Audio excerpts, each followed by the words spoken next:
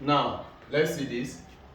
The question reads, if 3x, y, 192 are in GP, which is geometric progression, find x and y. Now, let's look at the numbers. They say these numbers, they are in GP, they are in geometric progression. We should find the value of x and y. If you look at these numbers now, this is the first term, second term, third term, fourth term. All right, we have 4 terms here. So formula for GP is Tn is equal to a r raised to the power of n minus 1.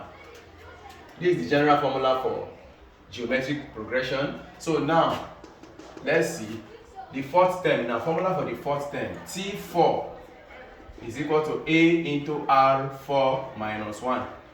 You put n as 4. So T4 is equal to a r raised to the power of 4 minus 1 is what? 3. Now, the formula for the fourth term is a r raised to the power of 3, where a is the first term and r is the common ratio. From here now, let's see. But the fourth term here is 192. So we say 192 is equal to a, our first term is a, which is 3. 3, then r raised to the power of what? 3. We divide both sides by 3. We say if we divide both sides by 3 now, 192 all over 3 is equal to this all over 3. So that 3 we cancel 3. 3 here 1, 3 will give us 64. From here now we have 64 is equal to r raised to the power of 3. This 64 is the same thing as 4 raised to the power of 3. 4 raised to the power of 3 is equal to r raised to the power of 3.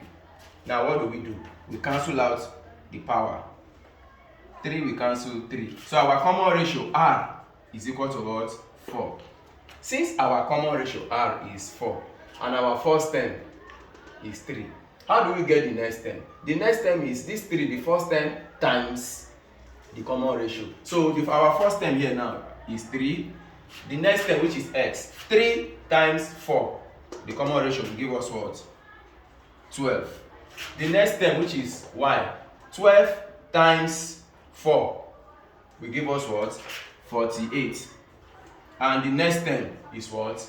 192. So from the question, our x is 12 and our y is 48.